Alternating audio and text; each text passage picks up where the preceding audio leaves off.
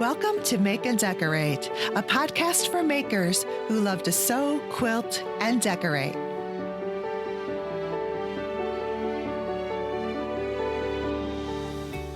Hello, everyone. Welcome to the Make and Decorate podcast. I'm Stephanie, and this is episode 46, originally aired March 19, 2020. So, how are you doing today? We're all going through the same thing around the globe, and that is the COVID-19 virus. And as many of you are self-quarantined in your homes, I want this episode to bring you a little bit of brightness into your day, even if only for a few minutes. I'm putting a lot of resources for creative things that you can do, and even stuff with the kids and cooking. So that's what I'm going to talk about in this first segment. And then we have a really good podcast guest today, Brett Lewis. So I'll talk a little bit more about that when I get to the end of this first segment. Okay, so I put together some links that hopefully will help you guys out. It'll be posted in my show notes, and let's go over some food. You guys know I love my pressure cooker, and I've got 3 links to some pressure cooking websites and recipes, and I do have one link for the traditional stovetop version of a recipe that I make a lot and that I love. So let's get into that.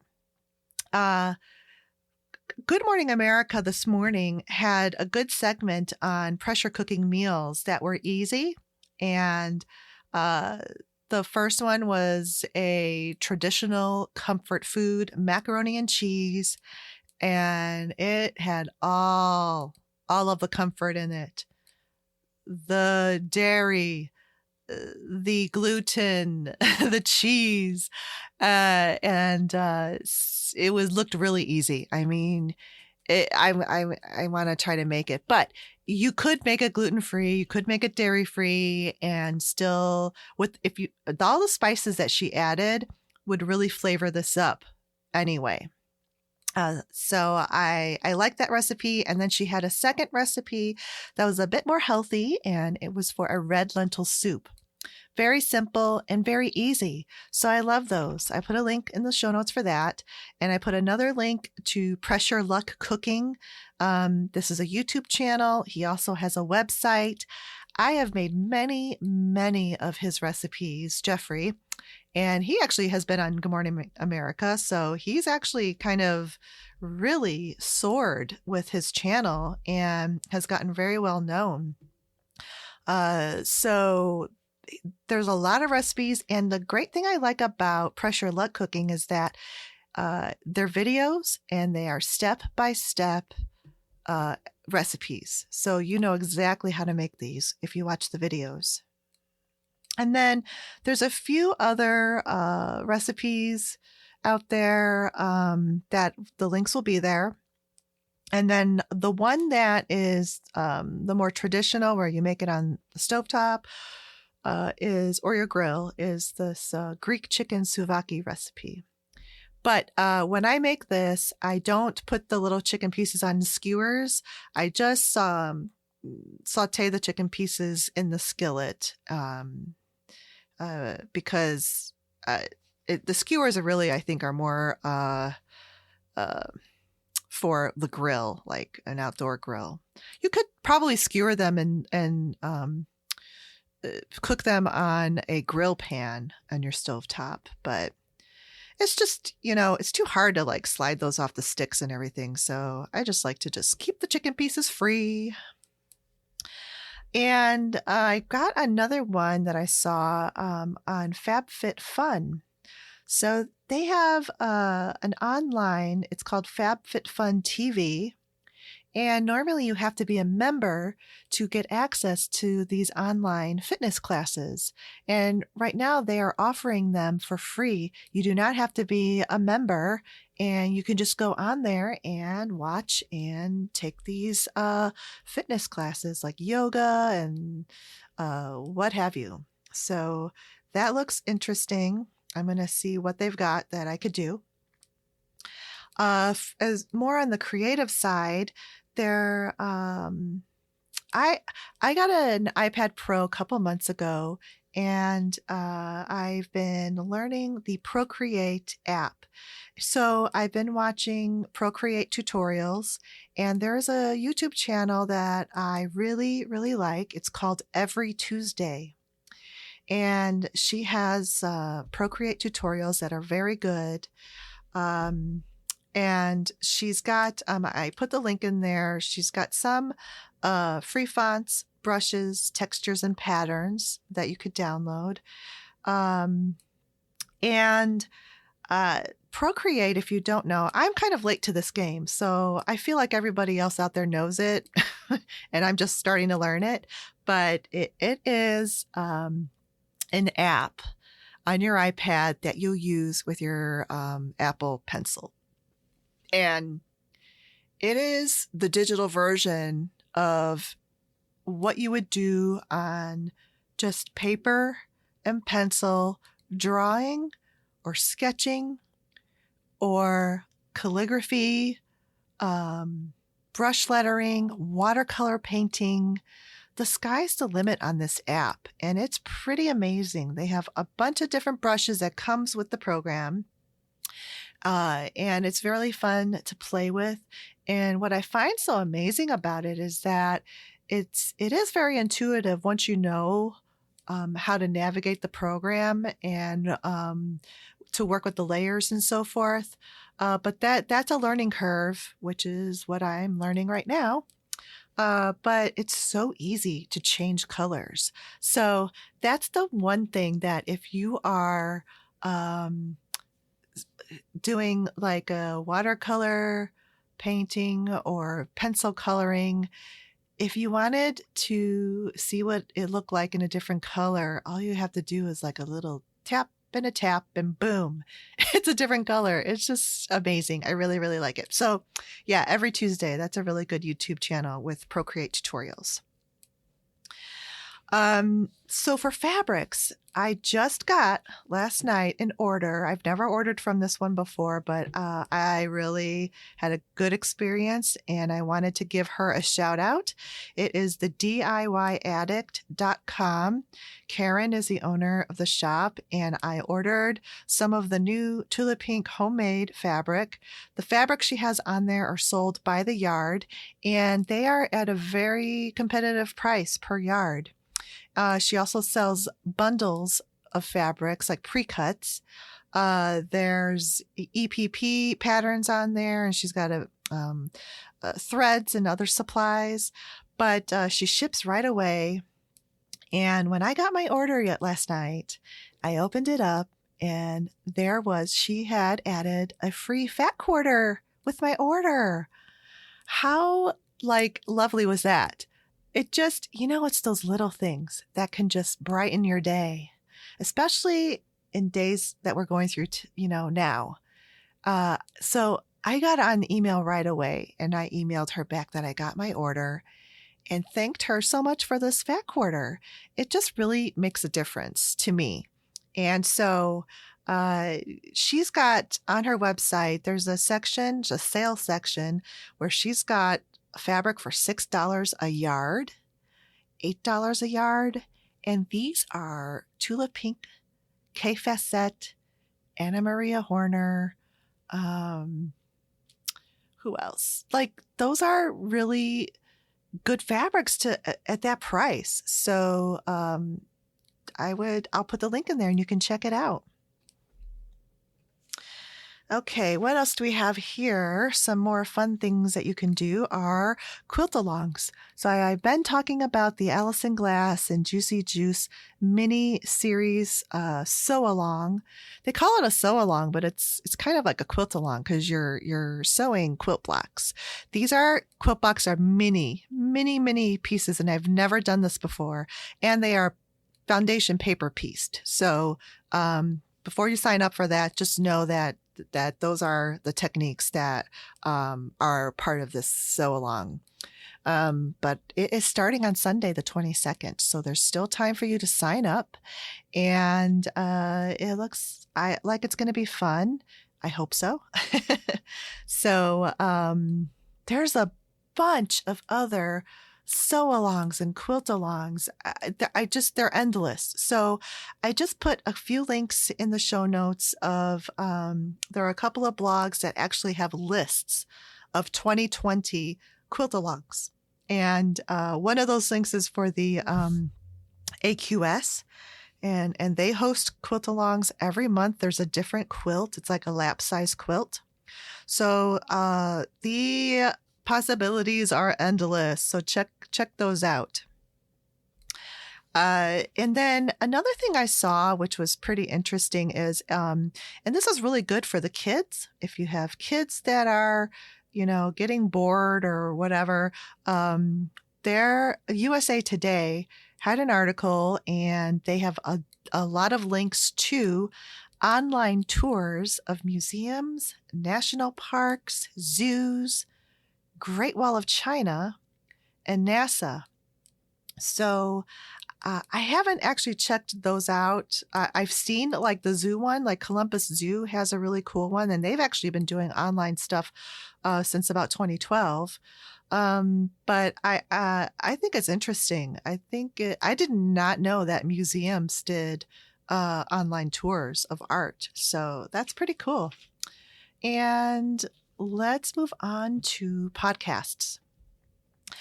So my last episode podcast guest was Vicki Holloway, and if you don't already listen and subscribe, her podcast is called My Creative Corner 3, and she has a premium podcast in her Etsy shop, and it's called Zen and the Art of Creating. So I got this, and wow, the timing of this premium podcast couldn't be better. It's just, it really, she has done research, and she gives these exercises, some breathing, and just, awareness of just kind of like finding your calm and incorporating that with your creativity so that even like your creative hobbies don't, stress you out. So it's a really good premium podcast, and I would recommend that. Another podcast that you probably already know about is the Off Kilter Quilt with Frances O'Rourke Dowell. And her podcast has a kind of a journal style narrative, and I really like it. She will record for a series of days, a little bit each day, talk about what's going on, talk about quilting, her book writing, whatever, and then she'll post it. So I really like her podcast a lot, Off Kilter Quilt. And another podcast that actually Vicki Holloway recommended this on her last episode, and I'm going to re-mention it because I went to that podcast and I listened, and then I listened to another one, and then I subscribed. So it's called A Slob Comes Clean. And it's kind of a short podcast, so you can listen to many episodes at a time. And it's good.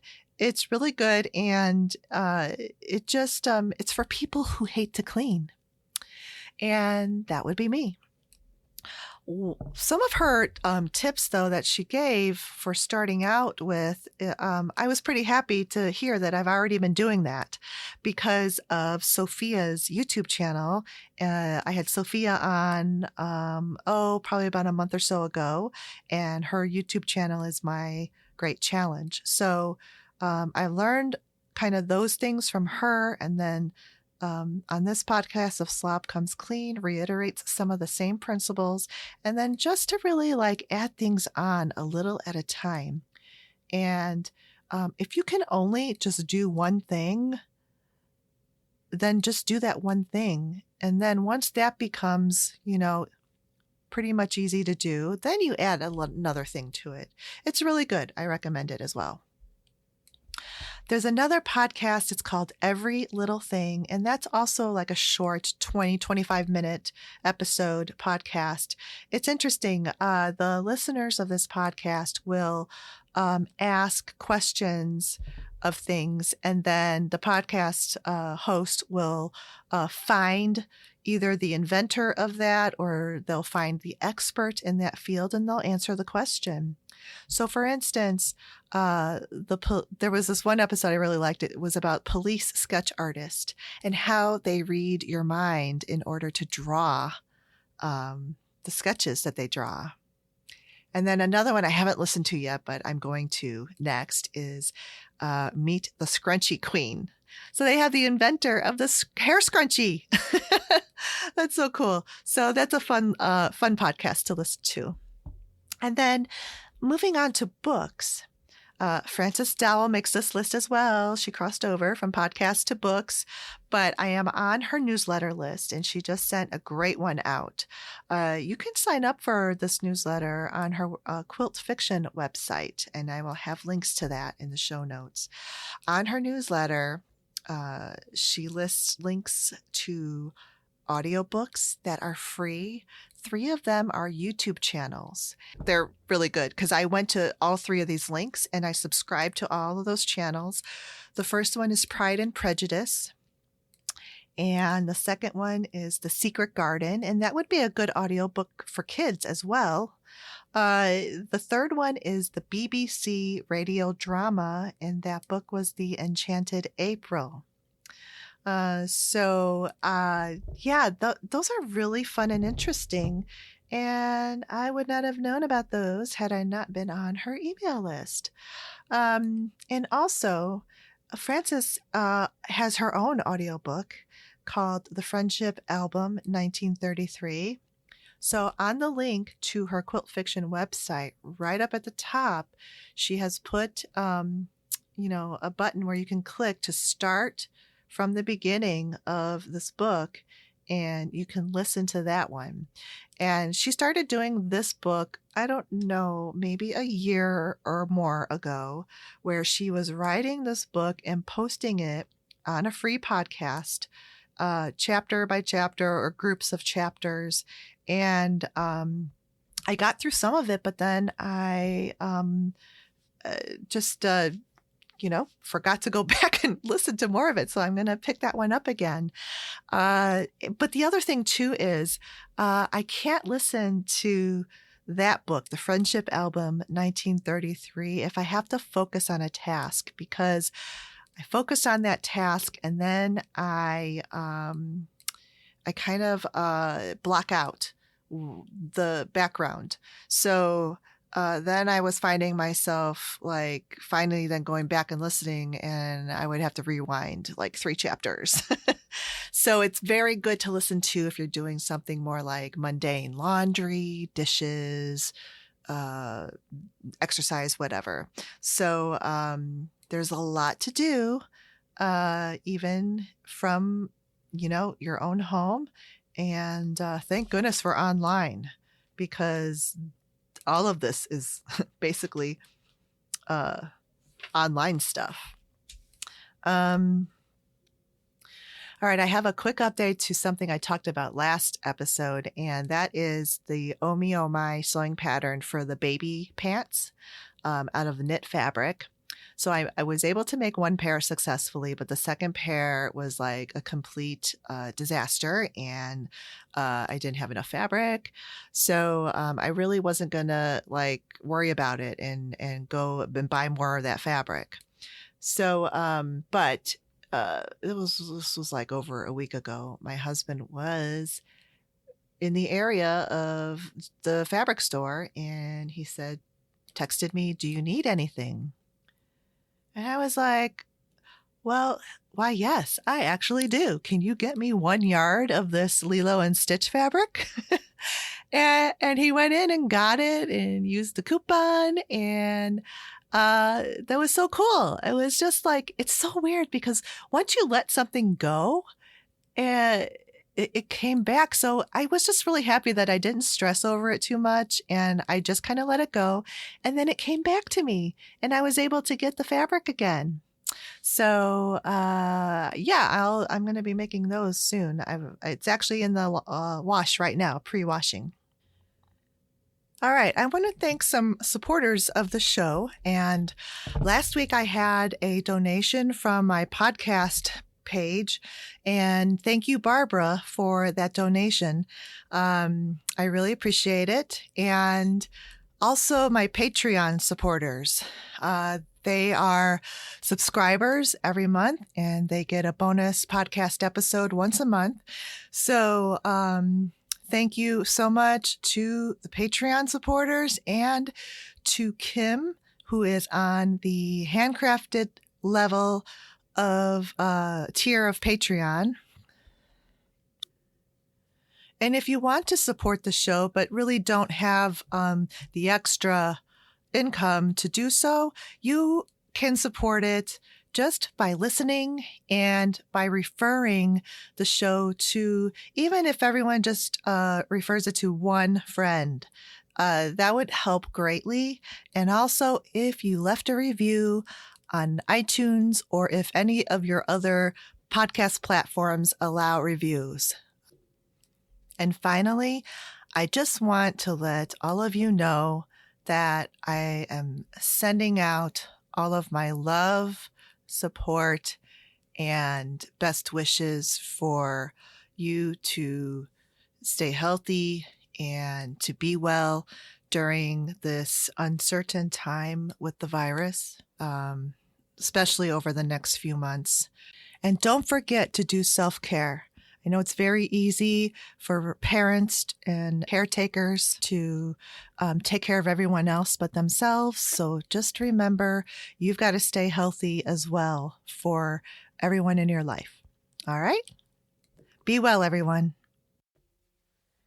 Okay, so before we get started in my conversation with Brett Lewis, I realized when I was editing this episode that the wrong microphone was used, like kicked in as the default. So I thought my podcast microphone was recording this, but it was actually the computer's built-in microphone, which is not as good quality. So you'll see that difference in there. Brett's sound and microphone is perfect. So just bear with my side of the conversation sounds a little tinny. But anyway, it's a great conversation and I hope you enjoy. Today, my guest is Brett Lewis. He has a blog called The Natural Born Quilter, and he just designed and released his first quilt fabric collection at market this fall called Stag and Thistle. So welcome, Brett. Hi, Stephanie. Hi, everyone. Thanks so much for having me. I'm so glad you're here. Of course. You're just kind of like new on the quilting scene all around, like even just starting quilting, which is amazing. Yeah, I've been sewing and quilting for, it's probably 3.5 years now. I guess this spring will be 4. So yeah, I would consider that relatively new. It is. It really is. That's so cool. So we're going to get into all that, but I want to talk about where you're from because you're up in northern Alberta. Is that right? Canada? Yeah. I live in Alberta. Yeah, the province of Alberta in Canada. But you're are you right around Edmonton or? Yeah, I am in the city of Edmonton. Okay, so you're in a city. You're not like kind of like rural up in the North Woods kind of thing, right? Tundra. No, it does feel like tundra out there today. I actually converted my weather app to Fahrenheit to see, and it's because you have a lot of US listeners, I think, and it's -4 Fahrenheit. So I don't know if that's some perspective. Oh, so, yes, it is. Wow. Yeah, so it's like -20 Celsius. So it's very cold today. So, I mean, that's the kind of weather when we get it here in Chicago, I say that it feels like my face is going to fall off when I step outside. Oh, yeah. Yeah, especially when it's windy. So, yeah. Yeah, for sure. So, But, because I'm in Chicago and we usually get all of our polar vortexes and everything from Canada. So thank you very much. But and I'm kind of familiar with Canada because my sister-in-law lives up there. She's been up there for about 20 years, and she used to live in Saskatoon, Saskatchewan. Okay. And I visited there once, and it was fun because at nighttime when we were there, we could see the Northern Lights. Yes, that's the first time I have. Really cool. The first and only time I've ever seen them, which is pretty amazing. Yeah, you have to. We do see them here. You have to drive a little bit out of the city just because of the lights of the city. But if you just go outside to like a national park, which is really close by, it's pretty amazing. That's really cool. Yeah. And then I have been in Alberta because in visiting with her, we flew to Calgary and then we drove to Banff. And that was fun. But that was in the summertime, so there wasn't a lot of snow or anything. But it's beautiful. It's very beautiful there. Yeah, it's up by Edmonton. It's more kind of prairie region, quite flat, but literally just 2.5 hour drive west and you're in the Rockies and it's gorgeous. And then getting into BC there, which I was born and raised in BC. Oh, okay. So which growing up was just like, Edmonton now where I live is a city, but grew up in a small town and on a farm in the country. So, nice. Yeah. Very nice. Okay. So you said you just picked up quilting almost 4 years ago. Yeah. And tell me, how did you get into it and why? Well, I'm not from a sewing family. Like my mom had a sewing machine to do some mending, but it wasn't until, we were gifted a baby quilt for our son when he came home. My sister-in-law had made it, and I was quite inspired by the fabrics that were on there. And I was like, "Ooh, these are pretty cool."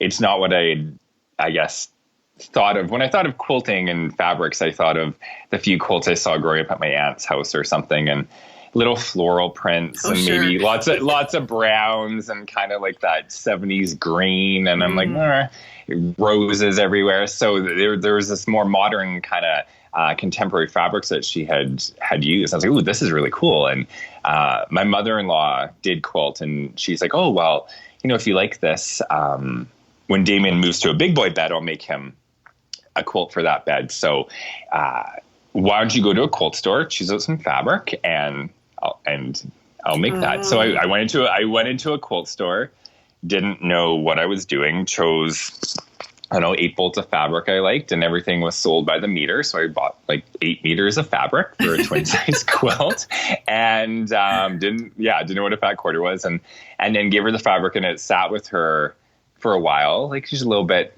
maybe a bit of a procrastinator. And I was like, okay, we're going to get going on this quilt. Like, he's already in a bed. And she's like, why don't you, you should just sign up for a quilting class go to a quality local quilt shop. So I went into a quilt shop, signed up for a baby quilting class. My husband told me to go get a decent machine. So I went and bought a nice intro Janome, not something like I was just going to get something at Walmart or something. But no, I went and got a good machine. That's good. And just got hooked from there. And the amazing thing about it was usually those intro quilting classes, like quite a few people signed up, and not one other single person signed up.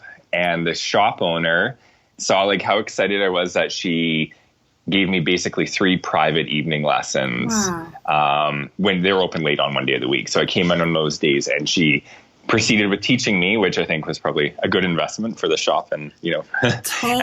And I just got hooked. So yeah, made a baby quilt, and bing, bang, boom. I think the first year I made maybe, it was like 12 or 13 quilts or something. So big quilts. Gosh. So yeah. That's amazing. Yeah. Usually the quilt shops, if they have less than 4 people, they'll cancel it. So you really lucked out to get the one-on-one because, when I took my first quilt class, there must have been 8 people in there, which doesn't seem like a lot, but it is when you're trying to learn something for the first time, and you just don't get that one-on-one teacher-student, time like you would like to. Well, and I had never sewn before. I shouldn't say that. I sewed for, I think, a week in high school. We made a pair of pajama pants, but that was a while ago. So it was definitely, she saw how dedicated it was. I bought a machine, so it was really fun. So that's very, very good that she did that. And then you kind of took to it quickly, I guess, because you made so many quilts in your first year. So did she teach you all the layers, like the top? Yeah, it putting went the batting in. Yes, so it was a really good class, kind of a full introduction. There was a prereq course. I guess I could back up saying I did take a prereq course before that. It was rotary cutting basics. You had to know how to cut your fabric properly. That was an afternoon class. So I did that, and that was with a group of people, and then signed up for this. But yeah, it was all from piecing this simple quilt to layering, doing your batting, doing the quilting on my domestic, and the hand binding. So from start to finish. Yeah, because mine was just the top. So then I had no idea what to do, and it took me probably another 2.5 years to kind of figure it all out and get brave enough to do the machine quilting. I did take the separate machine quilting class, but it just was a disaster, and it was intimidating, and they just brought it was kind of like one of those advanced classes where they just throw everything at you, and they're like, okay, do your quilt, and you're like, what? It was walking foot straight line quilting, so very quite so simplistic, stitch and ditch, some simple designs, but it was it was just not intimidating. So I was like, ooh, I can do this. So that's great. Really, kudos to your quilt shop for that. That's really wonderful.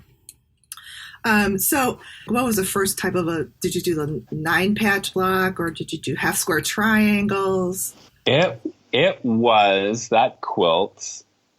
It was called Hole in the Wall, and it was just basically framing a square. And then I did take some other classes, including, so in that first year I took that and was like, ooh, I really like this. So signed up for some other. I signed up for a foundation paper piecing class.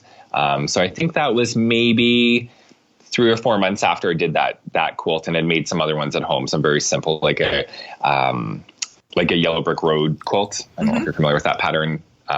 And then signed up for a foundation paper piecing, and initially could not stand it. The curve, which if you look at all the projects I work on now, I do a lot of curved piecing and foundation paper piecing. So it was a New York beauty block and then half square triangles, but foundation paper piece. So did that class for a wall hanging, and I was like, oh, this is so hard. I don't like this. I found the curves so challenging.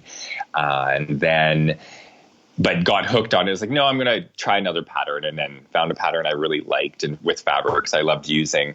And then also took an English paper piecing class, an applique class. So kind of an array of techniques, the kind of the basics that you kind of need to do various amounts of patterns, and went from there. So yeah, definitely. And I felt the same way. The first foundation paper piecing I did, I just didn't like it. And even though it was kind of a simple design, it was this pumpkin design, and it was just I just didn't click with the instructions, and it wasn't a class. I was just trying to do this. So then I determined, okay, I hate this, so I'm not doing it anymore. And then I saw this book come out just a couple years ago by the Tartan Kiwi. I don't know if you've heard of her, but she's in New Zealand, Juliet.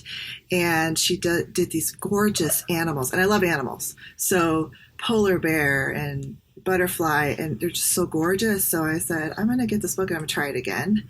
Yeah. And it was a whole different experience. She has very good instructions, and her patterns are really great. So I would say because a lot of people do get frustrated with it, and they're just like, oh, foundation paper piecing, I hate it.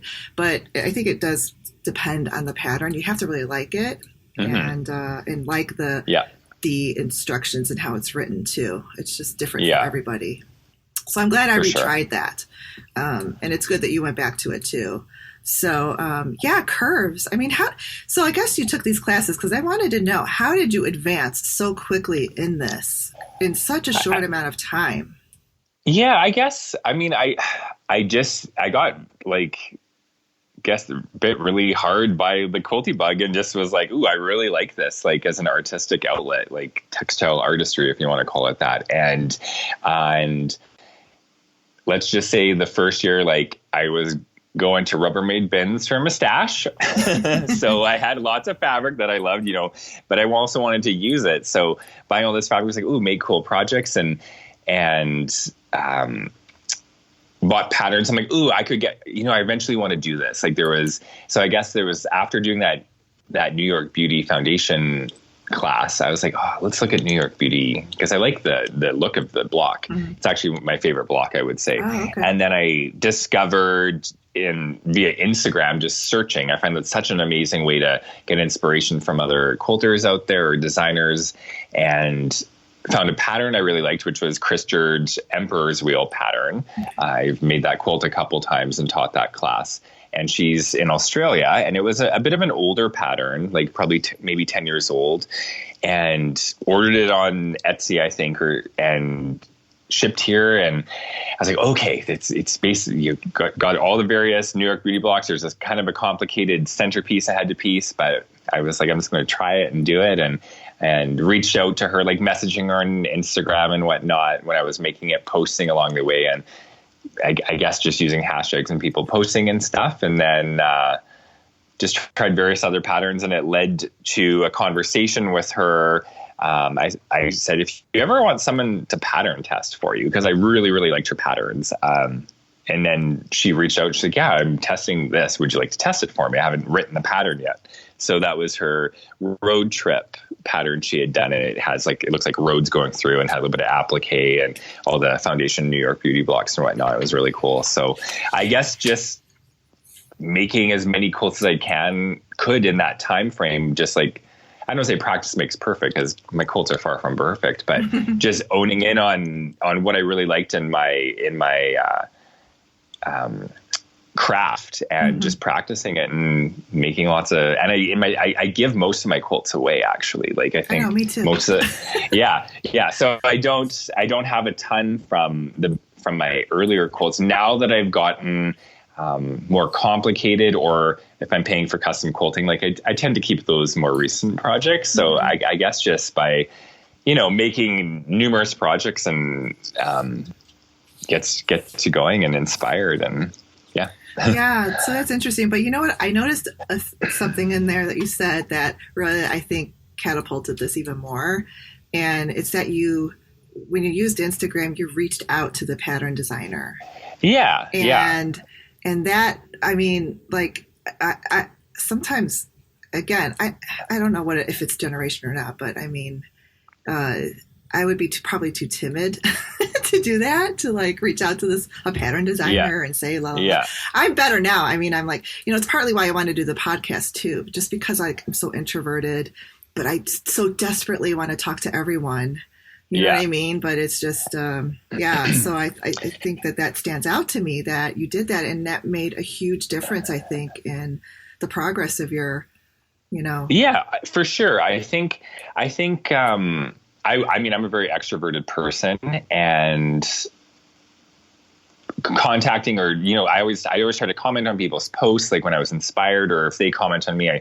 I mean, now that, if there's a lot of comments, it gets more challenging, but I've made so many good friends on Instagram, just chatting back and forth, done like mini quilt exchanges with people. And I said, and I think, if I'm thinking back, I think Chris Jerd, I think she commented on when I posted the quote, like, oh, that's so cool. So I DM'd her and I said, oh, just, absolutely love this pattern, and, X, so Y, cool. Z. And yeah. I'm taking a lesson from that, because I need to do that more, I think. Yeah. I mean, what's the worst thing that happens is someone doesn't respond. True. Or they say no, or they say no. So yeah, I guess if people are interested, like, I mean, I guess you would call it marketing. Like, I mean, it is all marketing. If you're creating a brand for yourself or your art or your quilting, using those hashtags and tagging the companies that you're using their fabric or the thread or the batting. And it's definitely, I guess, if you ask, from going from just sewing to developing your own fabric line, like how did that trajectory happen so fast? And I did a lot of that. And I mean, I'm just to give credit and get people aware, like, what are you like using? Because I was always curious what other people were using. Like, I really like how the quilting pops on that. How does it pop so well? Like on that custom quilting? They told me they use 2 layers of batting. So then I only use 2 layers of batting now, usually if I get custom quilting, and I'm always using Hobbs batting, like a layer of 80/20 and then a layer of wool on top or a blend. And if I hadn't asked someone or seen them in their write-up, like I always like doing a little description when I post something, if it's something then like a quilt that's finished, and give every little person credit along the way, like fabric by so-and-so, thread by this, always crediting the quilter if it's not me. And companies sometimes notice, depending on them, and they're like, if you're ever interested in collaborating on something. And then, I mean, it helps meeting them in person, going to quilt market and having a conversation and whatnot.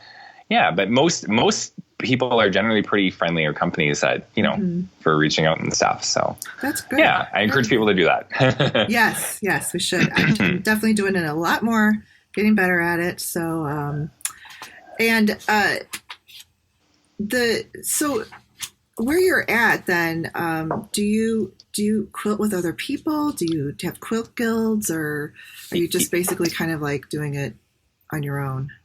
I am the city. Edmonton's a decent sized city that there are a couple, there's a modern quilt guild here, and there's also the Edmonton and District Quilt Guild. So I am part of the Edmonton and District Quilt Guild. It is a massive guild. I consider it massive. I think there's over 200 members. Oh, yeah. So that's pretty big. Yeah. So each meeting is usually, 70 to 100 plus people. We have a program committee. So someone comes in for the meetings, like a presentation. Usually we have, Festival of Quilt, a show every 2 years. So I think it's my 3rd year being a member, and I joined the program committee this year and was helping out also with the festival to get a little bit more involved. And then it's time for me. Like I'm interested in modern quilting and trying to embrace that a little bit more. I love that style, the solids and how it looks, but it's just time for me, like working full-time, parenting. So I can only do so much, but yeah. So we have a really big quilting community here. I mean, up in Northern Canada with long winters, you're inside and sewing is the thing to do, I think. Like there's quite a few, I want to say within Edmonton itself, there's 4 or 5 quilt shops, and every surrounding town seems to, if it's a decent size, has a quilt shop. So, cool. Yeah, that's really good. So wait, so how when does your winter start, and when does it end? We usually get snow by Halloween, and it may or may not stay, and then it usually always snows on May long weekend. May? So like May 20th. So, so usually most of April is kind of like freeze thaw snowing. It's really hit and miss. And then January and February are the really cold months where we're down to like minus 40 Celsius. So but I guess, it's been really fun because through being a younger quilter, not that that's a thing, but, in classes, I've met some good friends just from meeting people similar aged and also people older or younger than me, and become friends with people and done like social sewing days. So stay in touch with those people, and some people become really good friends. So it's always fun to just it's such an amazing community. I find that everyone's there to support one another and help you with your craft if you want, me and a group of friends go on a Quilty road trip, like a shop hop in the summer when the weather's nice, or the winter if there's a sale. So it's, we all get in the car and go for a day and go to 3 or 4 shops around, like in small towns around south of us in Alberta. So yeah, it's really fun. Yeah, that's great. And I agree. Like, it's just so different when you can find people who really have the same passion that you do about fabrics and quilting and all of that. I mean, it's just like it elevates the fun factor by like a million %. It's so cool. So that's good. And they tend to like, encourage and you draw inspiration from each other. So definitely. Nice. Yeah. It's cool that's such a huge quilting. When I go to visit my sister-in-law, they are like a couple hours north of Toronto, so they're kind of up in that, almost in the cottage country. And I sort like everywhere. Anytime I go somewhere, I always search for quilt shops in that area. So there weren't that many quilt shops, and then one of them that was there was closed they were on vacation. So. I didn't really get to see too many quilt shops there. We did go when we spent a day up in some cottage town. There was a cute little quilt shop, and I loved that place. It was really nice. Yeah. Mm-hmm. I love going. I do the exact same thing if I'm traveling. I always do a Google search and say, okay, where is there quilt salon here? And it's like, you don't know what hidden gem you're going to find of a shop that's 3 hours kind of in the middle of nowhere. Right? And, so it's kind of cool, and it's always fun, and it's always funny going into those shops because I'm being a guy quilter. I mean, stand out a little bit more so in a very rural town. They're like, "Oh, what are you doing in here?" Right? But you get to talking, and then within the first 10 seconds, you're just like chit-chatting about fabric and like notions and like what you prefer to do and styles and stuff. So it's always really interesting and fun. Yeah, and in that little town, like this quilt shop was hopping. There was people there, and a couple of people were just sewing together, and I was just nice to see. I was like, oh yes, I'm at home here. It was too funny. I was during my day job. I work in agriculture for the federal government, and was with some visiting employees from the other side of Canada, taking them around for this tour. And it came up that I was into quilting, and they thought that was so fascinating and talked about it for a while. And at that point, this is about a year ago, I was just developing my line.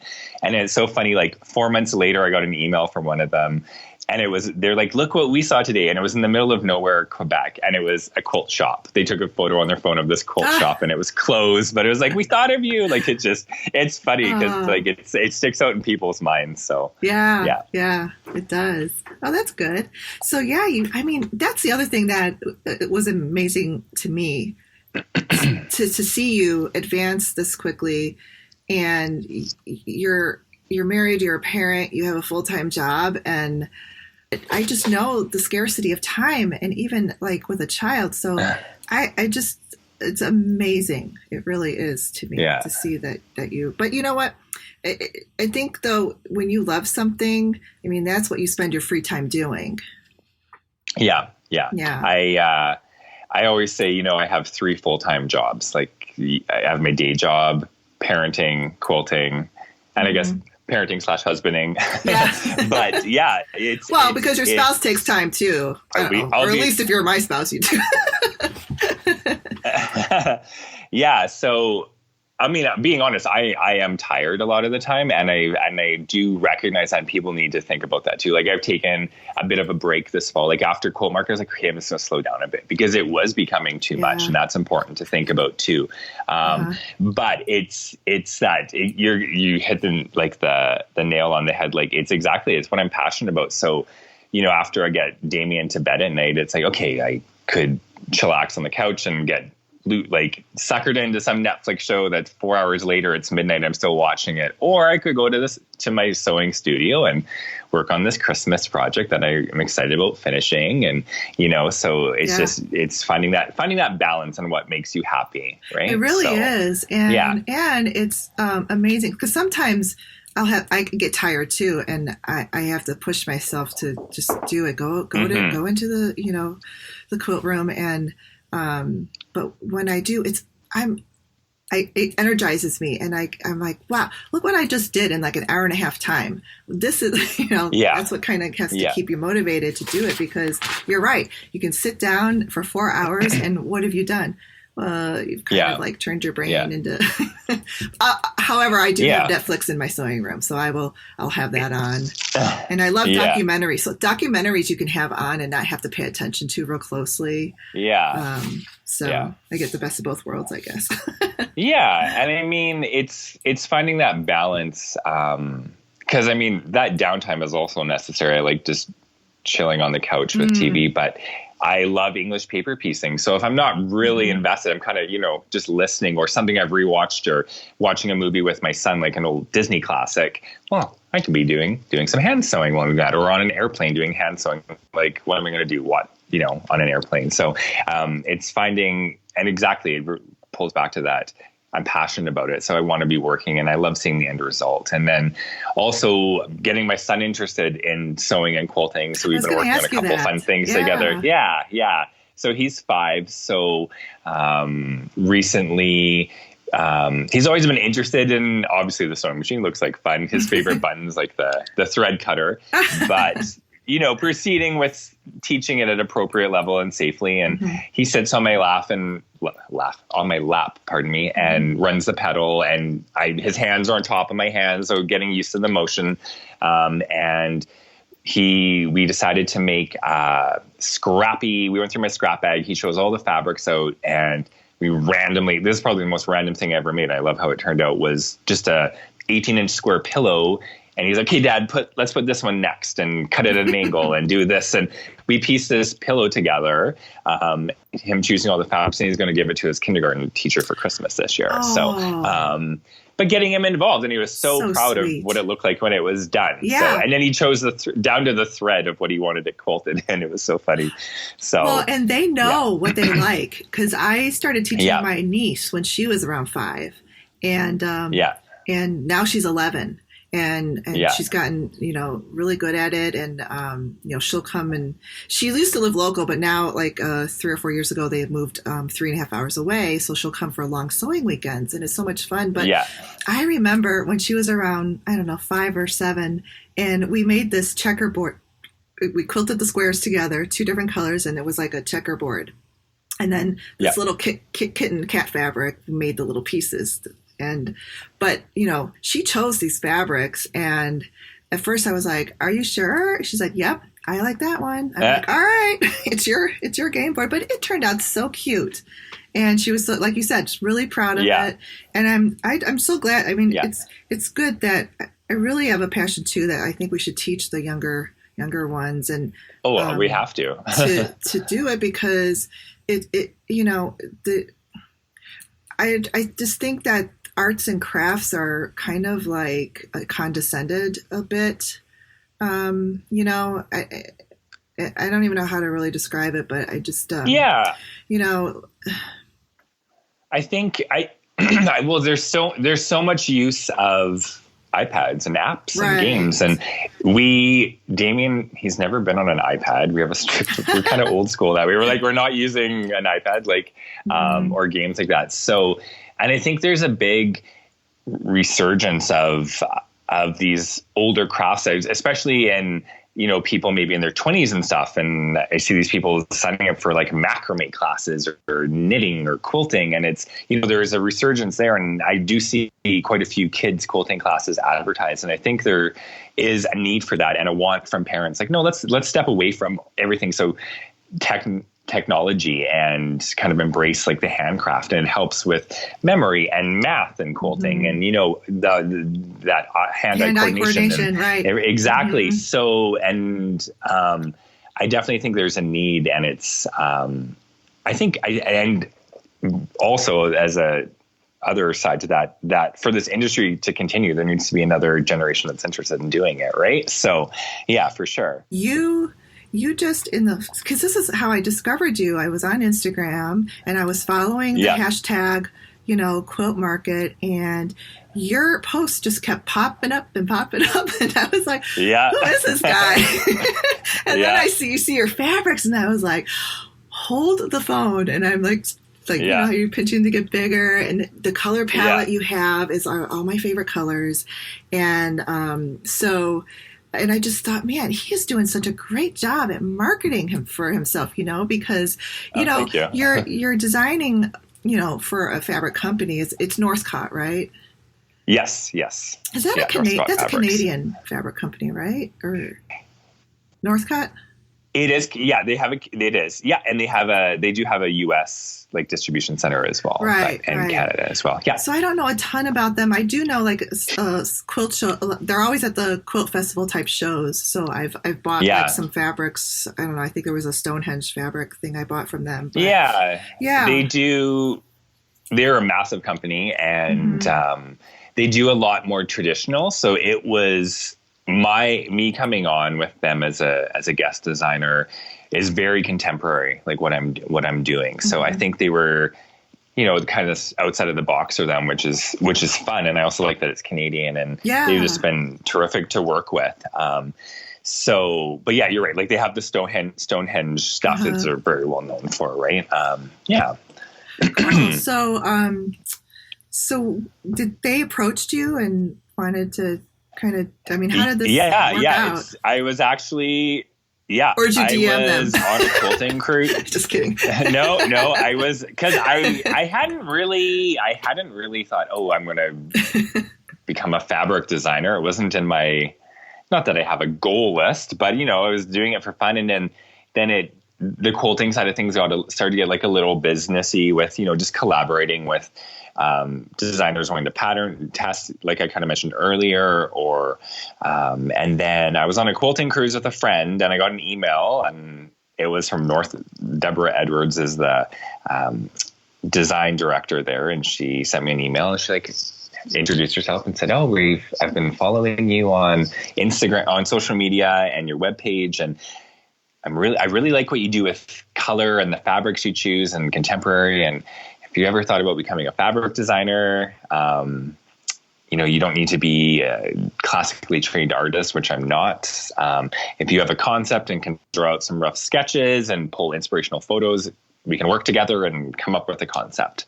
So that's how that kind of all started. And that was like August 2018. And I think I had my images finalized like in the spring of 2019, and then launched it September of this year, and then it was at Houston, and it ships in April 2020. So, really happened quite quickly considering. I've talked to, a lot of fabric designers, and they all kind of do it a little differently. Some of them are artists and others are not. So I'm always curious about how do you get these designs to where that company takes it and produces the fabric? Is it, are you drawing sketches, or did you learn computer programs? Or like how far into it do you go? For me, I started at her suggestion. Like she said, pull all your concept. Well, think about what you want to do. And I knew I wanted to do plants and animals growing up on a farm. I've loved plants and animals since I was a little kid. I was always taking out nonfiction plants and animal books, National Geographics, and went into agriculture and animal science. So I wanted to design something that I was passionate about because A, I could market it, B, I would want to use it, and knew I wanted vibrant colors. My house is vibrantly painted. I've always loved color and home decor. That's kind of the medium that I had before. I guess it's a medium. I used to always do that. So then when it came to deciding on images and how we were going to come up with these, I actually remember going to like Home Depot, like a paint store too, and choosing all the paint cards. I'm like, ooh, these colors work really cool together. And kind of when it came to the coloring side, but for images, pulled photographs that I really, really liked of plants and animals, drew out some sketches, and they were very rough. Now, I am fortunate that my sister is an artist. Her name's Katie, and she's very talented. So some stuff that I drew, she redrew because we have a very similar aesthetic when it comes to art and style. And so she redrew. So I have some of her, I think I've posted a couple images, like the pencil drawings that she did, and I have some of mine still. And then played around minimally, I'll say minimally for that in paint a bit, just, kind of rearranging some stuff, but sending that all in and then working because their head office is in Ontario across the country, and then just working with a design director. Like she literally is editing stuff on the screen while I'm talking. Okay, move that there. Let's, upload this. So kind of like gotcha. course, over and coming up with with a print, and then, okay, let's enlarge this. Let's make it this colorway. And cause I don't have I probably could eventually learn to go into the computer programming that, but what she can do in 30 seconds, let's have a phone conversation. So that's how that kind of all came to be for that first collection. That's cool. It's very interesting. But I like that it still with you started with a sketch and, having your artistic sort of drawing to that. Cause I think that you can kind of see that. I've looked on the Northcott website and I looked at all your fabrics. Yeah. There's 14 SKUs. Yes. Or 14.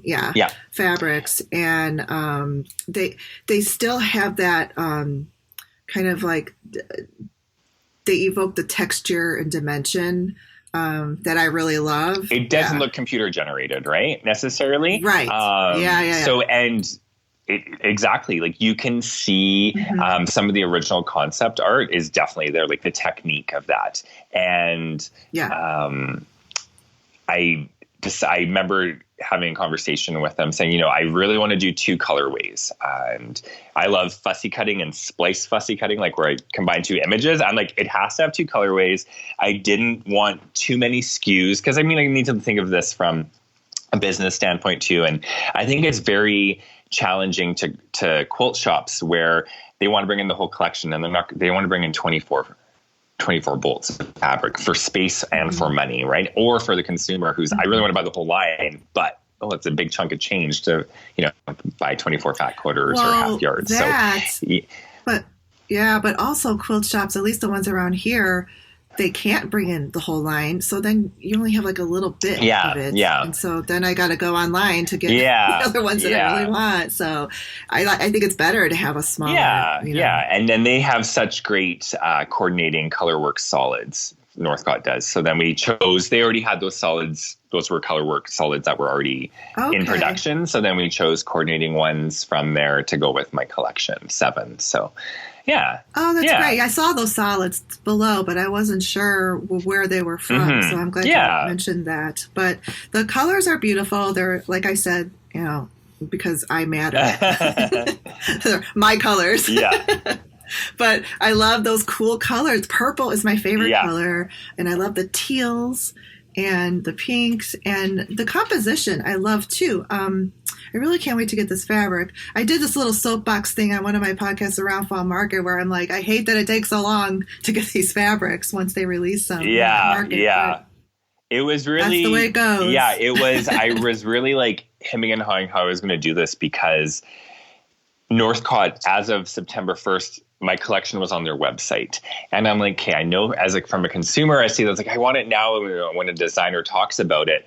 But I also was excited. I was like, okay, well, anyone can just Google it and find it now if someone talks. And I wanted to announce it, right? So I did do like a launch kind of around with teasing photos September 1st. And then obviously going to Quilt Market, I'm going to post a lot and all the images and stuff. Sure. And because I have to market it for it to be successful and to get the word out there. So, and I love posting and showing stuff, not only my own, but for market, I had some amazing designer friends, pattern designers and makers make quilts to be displayed in my booth or projects or bags. So, super lucky and really fortunate. Pretty. Yeah.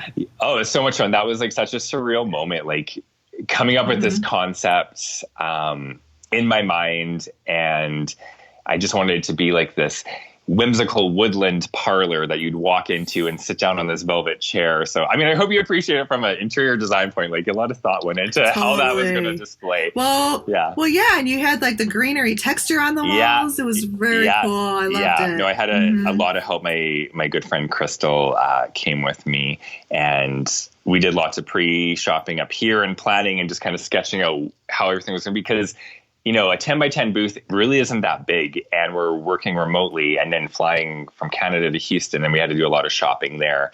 I was also really fortunate. My friend Michelle lives in Texas in Houston. So we shipped a lot of stuff online for free via the States to her house. And then, Oh, good. Yeah. Because shipping a crate is ridiculous from Canada to Houston. It's not going to happen. So, no. Yeah. So it was fun to create that. And after I was done, I was like, I want to come back and redecorate my living room like this. So, but we'll see. Maybe next year. We'll see if it's in the budget. But I just like the colors and stuff. I was like, oh, now I can use my own fabric for like curtains in here if I want. I love the colors too. Yeah. Yes, I love them. And the it's funny you said the fussy cutting, because that is what I know. I said this line is very conducive to fussy cutting. I just see, and there you had one. That's my dog. Sorry. No worries. The quilt that you had where it's. I mean, it's a simple design, but it's very impactful because the squares were on point, and your statement. I mean, you fussy cut. The deer were in there, and then the background was like those birch trees or whatever. The trees that were. It just made a really good impact, and I was just like, this line was very good for that. Very good for fussy cutting, and again, I can't wait to get these fabrics because and the different like what you have is what I call would be blenders. Very cool, like the faux bois, right? I really just to touch base quickly on the fussy cutting. I really wanted to keep in mind, like for piecing fussy cutting, and then also I really got into English paper piecing, which is a lot smaller scale fussy cutting. And if you go back in my feed or on my posts, Broomfield Awakening did that English paper pieced Broomfield Crossroads octagon quilt for me, and it's so cool because Kim and Nisha fussy cut out like in the pattern.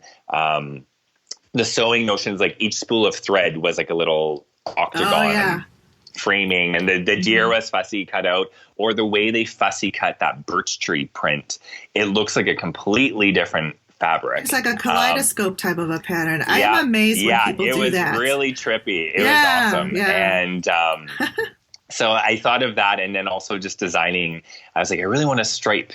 Like I love a striped binding on my quilts. So, but I don't want to stripe. Like I don't want to just a stripe. And I keeping with the plants and animals flora fauna theme, and just because there was like poplar and birch groves in Summerland, BC, where I grew up, I was like, I want to do that kind of that whimsical wooded look there. And then I've used that binding on a few of them with the sample yardage I had, and I just absolutely love it. So But the blenders,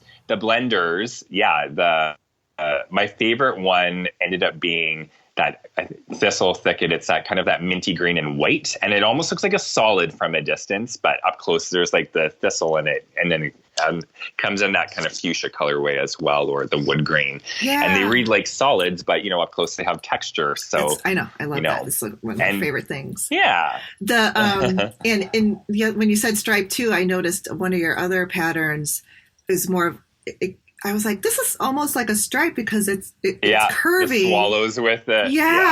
It's curvy, but then there's stripes, and I was like, I love this. It's so cool. And then your salmon fabric with the nest that has like the thread, the sewing notions in it was brilliant. I really wanted to, like I discussed earlier, was the plants and animals theme, and then I was like, I kind of want to. But I'm going to do something a little bit different because that's been done, and I want to do what I love. But I'm like, let's put some sewing notions in, kind of that new love for quilting. And I thought sewists and makers out there would find that kind of fun, So I said, how fun would it be? I knew I wanted to have the magpie. That's kind of the large bird that's recolored. Traditionally, they're black and white, and they're kind of like trickster birds, and they collect things around the yard. So I was like, okay, what if they're so it's like, what if they're collecting little sewing notions for their nest and putting them in there, and like one of the prints is called Nest Notions. So it's was kind of a fun play on that, and then literally every print has something really meaningful from my childhood. So like the dogwood flowers in that one print. And I planted my mom a dogwood tree when I was a kid. And the stags, like we always had a herd of deer pulling up to our driveway when we were young, and they'd be there, and there's always this big stag. So it's like the barn swallow, like everything was very significant. And I wanted to do something I was passionate about that I could talk about because it was so meaningful to me growing up. So yeah, it's really fun. Yeah, I love it. It's so cool. It's just, I just can't wait to get it. 14 SKUs. April 2020. So yeah, really, yeah, it's not that far away now. not anymore. Yeah, it's coming up. But, I also thought, too, that this fabric line would make really nice home deck things as well.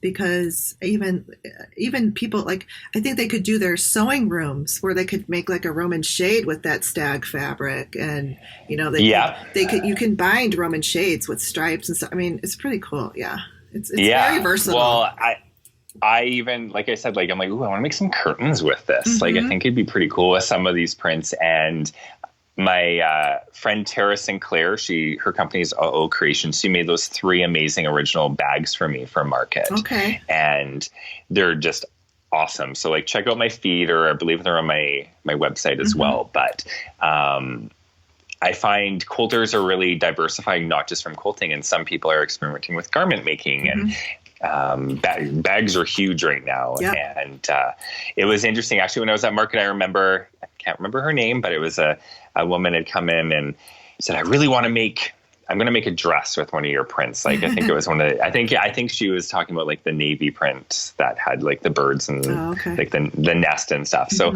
I mean, yeah, and I had a couple of shirts made for market, which was really fun. I noticed that. But my friend my friend Arlene made me two shirts, and it was so cool. She hand embroidered NBQ on the shoulder, for Natural Born Quilter, which was really sweet. Yeah, I do. I'm very fortunate to have such good friends. So yeah.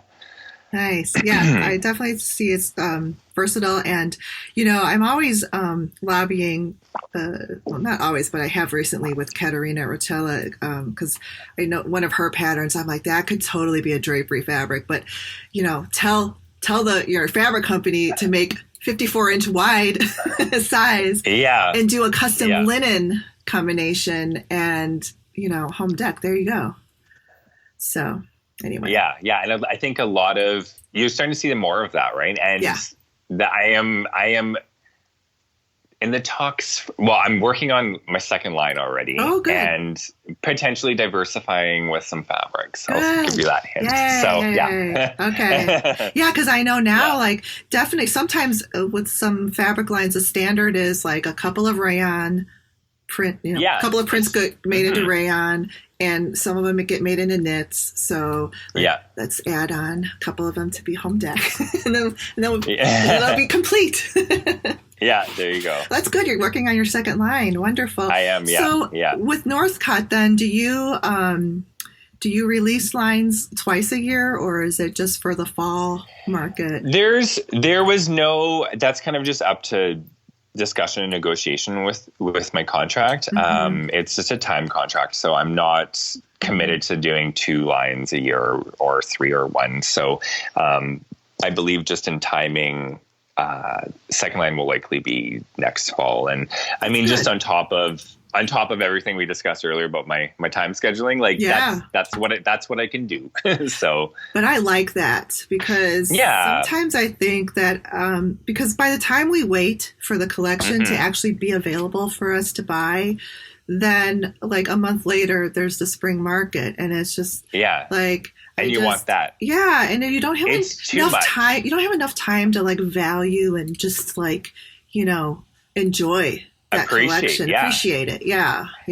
It's funny you bring that up. I was having a discussion with friends. It's I was so excited about these lines that came out, and this is maybe fall market 2 years ago, and I haven't even touched those fat quarter bundles because something else came. Yes. I got excited about this, or I was privileged enough to get sample yards of something else, and it's just it kind of takes away. I'm not going to say it's oversaturated because it's just the way the industry operates, but it definitely, when a designer that you really like or the industry comes out with so many, you just have to limit and decide what you want to do. And my biggest thing is I'm trying to sew with the fabric I have. So to sit down and just appreciate that and actually make something. And I do have lots of partial tops on the go. I don't know if you have work in progresses or if you finish everything start to finish. Oh, no. But I have a whole basket of few. yeah. And I'm okay, I really want to get those done and before I really start and appreciate something. So yeah, me too. And then, in the quilt industry, when they do, a number of runs, and when that fabric's gone, it's gone. So it's not like, oh, it'll be there for me 6 months from now to buy. It won't. It might not be. So yeah, that's the other. Yeah. That's the other, downfall, because then you're just like, well, do I buy it now? And hope I make something with this later, or It's definitely a little bit of a hoarding hobby, I find, like hoarding that fabric away. So I have been cutting my stash back and trying to make stuff or get rid of stuff. I'm like, okay, am I really going to use all of this? Right. So, well, and I've just kind of learned too, because I started to get, you're just like, oh, I got to get this, because it's not going to be here. And now I'm just like, I have to really love it if I'm going to get it. Exactly. And then I will get it, and then I will use it. But if I'm just doing it because, everybody else is doing this, and, it's going to be gone and whatever, then I have, and I have some, and it's probably words of wisdom, like some friends that are so disciplined that unless they have a pattern for that fabric, they don't buy it. And like, that's some discipline, right? Because, and then they generally make it fairly shortly after. It's like, oh, wow, kudos to that. Exactly. Yeah. I don't have that kind of willpower, but I definitely have gotten better. And I don't know, I can appreciate, I think, what I get more now. I mean, it kind of like, I used to do that with shoes just because they're on sale. You got to get them. Now I just would rather invest in really good quality shoes and have less. And then you get what you really, really want. Yeah. So that's great. I'm really, really excited for your line of fabrics, and I'm glad you're working on another line again. And we're almost coming up. I don't know if you have time. I wanted to ask you about this. You're a certified teacher. It was so kind of wonderful teaching the curves. Yeah. Wait. Start with that. I wanted to talk about Alaskan cruise too. Oh yeah, for sure. Okay. Yeah. Start with the cruise, and that's kind of where this starts. Okay, good. Because the Alaska cruise this was like, I think I said 2018, right? And I was like, it's so funny. I remember telling friends we were going on this cruise, and they're like, you're going on a quilting cruise? They're like, really? Like, I mean, yeah, okay, it sounds kind of random. But it was, it's not just the whole cruise ship is quilters. It's right. Like a conference center within. And it was to Alaska, which was really fun. And so went on this cruise, and it was Stacey Day was teaching. She's a Canadian pattern designer. So kind of wonderful was teaching. So all three sisters were there. And then Tula Pink was kind of the headliner teaching, which was pretty cool. And 3 projects. I remember getting there, and I was really excited. Discovered I get seasick. Which is just like, that made for an interesting 7 days. Sewing on I wouldn't be able to go. I am terrible seasick, so I wouldn't even be able to do it. It was more so like the vertigo headache sinus thing. Like, it wasn't like full on, I'm down on the floor sick. But pushed through, took gravel and whatnot. And I remember I brought all my own fabric because I wanted to, most people buy kits, so they don't have to haul fabric on the plane. Sewing machines were provided. And I remember thinking, you could bring your own fabric. B, the kit was quite expensive, and it was in American dollars, and Canadian to American conversion is not great. So the cruise was, a splurge in itself. So I'm okay, I'm going to bring my own fabric. And then I, in turn of that, get a unique project. No one else has that from the cruise. So I brought all my own fabric, did all my cutting. I remember had the pattern in advance and prepping all the fabric. And I was like, I don't know. I've been doing all these traditional curved methods. And I was like, this is so kind of wonderful. I don't know how this is going to work out. Like, is it really this quick curve method that they talk about? And I remember sitting down to the class, and Jenny Predigo gave her intro, and she's the nicest person ever you'll meet out there. And I just like instantly, she demoed it. I tried it, and it's like no pin, quick curve method. And I was just like instantly hooked. And I was like, no pins. And I was like, what have I been doing? Like, and I still piece traditionally with pins, but especially if you need like a really tight curve on some of those New York beauties. But I was just like, you get these amazing, cool curved patterns and quilts as a result, and they're so fast to put together. Wow. And the second thing that I love a good pattern that you get to trim the blocks down a bit. Yeah. So the blocks are always a little bit bigger. And then it's all like, they have you can use just your own ruler and mark the lines, or they market their own So Kind of Wonderful rulers that are a certain size, and there's reference points. So you can literally match up on a block you made, like make sure these dots are on the 2 points of these triangles, and it perfectly centers it, and then all your blocks are consistently trimmed. Met them on that cruise, and it was the Chic Picnic quilt, and I did it up, and I played around. I was really inspired. They had a quilt there in the same couple quilt. They had quite a few quilts, but one of them, and it was that pattern, but it wasn't traditionally pieced. They had kind of made it more modern and tilted a lot of the blocks. So I did it like that, and just had marketing, posting away, having conversations with them on Instagram a little bit. And then I had gone to market and chatted some more, and just talked to them, and they were about to launch this teacher certification program in North America. I think they had done kind of a small launch in Australia to trial it out. And then we're just looking to do this in North America.